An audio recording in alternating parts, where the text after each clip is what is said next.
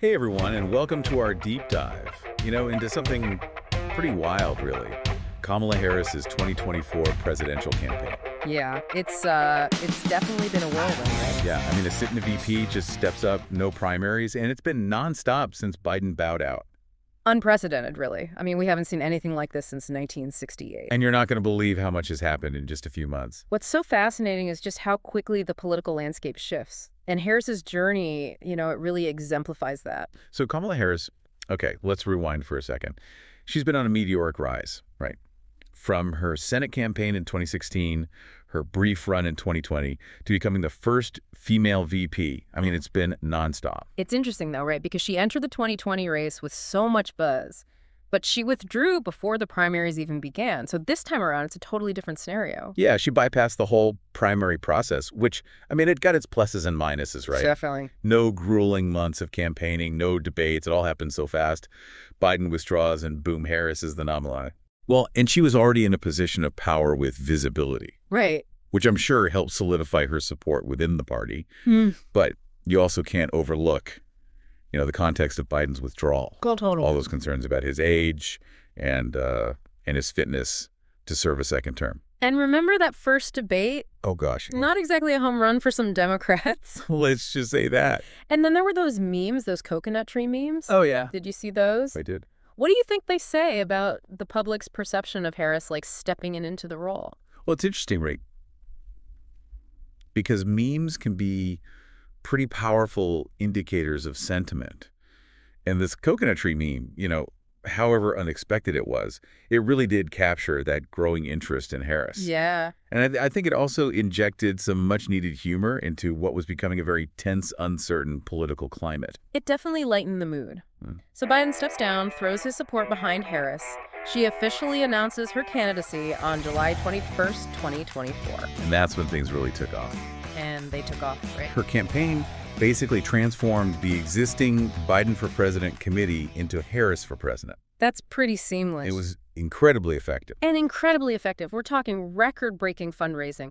$50 million in the first 24 hours. Oh, wow. $310 million in the first 10 days. And by October, over $1 billion. It's astounding, really. Those numbers are mind-boggling. Did you expect that level of financial support, especially after 2020? It's certainly impressive, right? It really shows the energy and enthusiasm surrounding her candidacy. And, it's not just the big donors. Oh, yeah. Grassroots efforts, smaller donors have played a huge role. Groups like White Dudes for Harris and Win with Black Women. You don't see that every day.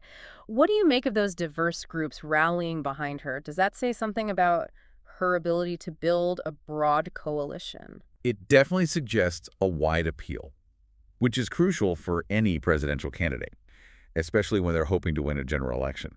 And it's important to remember this all happened so fast. By July 22nd, just one day after launching her campaign, she had enough delegate endorsements to become the presumptive nominee. And officially the nominee by August 5th. Wow. Now, this is where it gets a little technical. Yeah. Can you explain to our listeners what presumptive nominee actually means? Basically, it means that she had got enough support from delegates to be virtually guaranteed the nomination at the Democratic National Convention. It's a strong sign that the party is coalescing around her, They want her to challenge the Republicans. So, presumptive nominee, campaign in full swing, the next big question, the running mate. And this is where things get really interesting. Right. Her team was working hard behind the scenes, vetting candidates. Some familiar names were in the mix. Like who? Senators Mark Kelly and Josh Shapiro, Governors Roy Cooper and Andy Beshear, even Transportation Secretary Pete Buttigieg was being considered. Wow, a power-packed shortlist. Quite a tough choice. But in the end, she goes with someone who maybe is a little less familiar nationally. Minnesota Governor Tim Walz. Wasn't necessarily the pick a lot of people were expecting. Not really. It was a definite departure from the typical VP selection. Right. Instead of going with someone well-known with national recognition, she chose someone with different strengths. Yeah. Walz brings his experience as a governor, appeal to Midwestern voters, and his record on things like education and healthcare. What do you think this choice says about her strategy for the general election?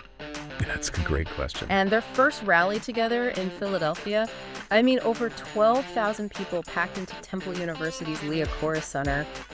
What a way to kick things off. What a powerful display of energy and excitement. But what's even more interesting is how she's framing her campaign. Remember how Biden's message focused on defending democracy? Yeah. Harris is kind of shifting gears. She's presenting it as a choice between freedom and chaos. It's a different approach. Do you think it's a response to the current climate? Or is it her carving out her own path, trying to distinguish herself from Biden a little?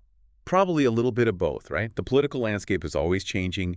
Campaigns have to adapt. Yeah. Harris is tapping into this sentiment that's so prevalent right now, this feeling that freedom is under threat.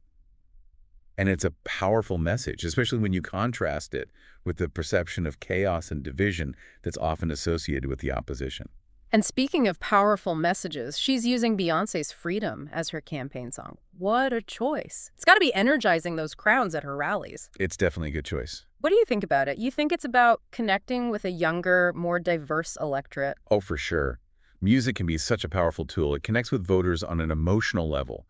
Beyoncé's Freedom, it carries a lot of weight culturally and politically.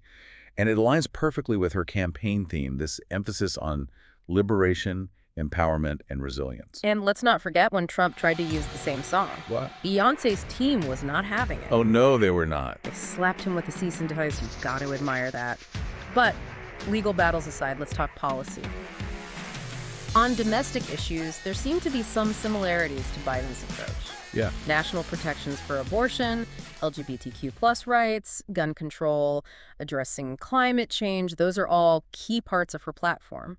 Absolutely. But when you look at her economic policy, do you notice anything different from Biden's Bidenomics? It seems a lot more focused on everyday people and their struggles. It's being called a populist agenda. Right, populist. She's putting a lot of emphasis on things like eliminating medical debt, banning price gouging on essentials like groceries, and providing a substantial subsidy for first-time homebuyers. It's a direct attempt to address those economic anxieties so many Americans are facing. And she's also proposing to eliminate taxes on tips. So a very direct appeal to people working in the service industry. It's a smart move, right? Yeah. It targets a large segment of the workforce that often feels overlooked. Yeah. But of course, not everyone's on board. Some economists have concerns about the potential impact of some of these proposals.